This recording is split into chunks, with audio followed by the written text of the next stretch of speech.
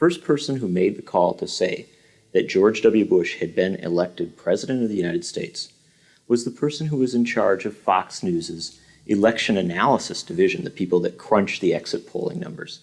That person was a gentleman named John Ellis, and he is George W. Bush's first cousin. At around 2 in the morning on election night, a new set of data had come in, and it was complex data from precincts all over Florida. The proper answer in analyzing that data unquestionably was you couldn't tell. It was too close to call. There was simply no clear winner. Instead, John Ellis called it as a clear win for George Bush. Fox News then interrupted its ongoing election coverage and announced that George Bush had been elected President of the United States. Fox News now projects George W. Bush the winner in Florida, and thus it appears the winner of the presidency of the United States. Now, what's significant about that is not the intervention of the president's cousin to declare his relative the new president of the United States.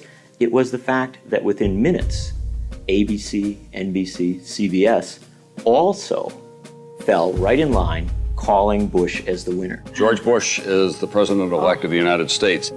Bush wins. ABC News is now going to project that Florida goes to Mr. Bush. There's no way that they could have crunched the data in that time to come to that conclusion. In fact, quite the opposite. They should have come to the conclusion which the Associated Press came to, which was that you couldn't make a call. When Fox made the call that Bush had won and the other networks followed on, that created the perception that Bush was the winner. In fact, he wasn't. But that perception was what really held for the next 37 days.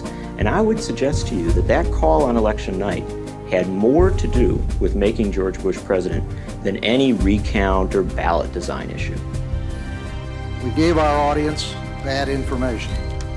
Our lengthy and critical self-examination shows that we let our viewers down.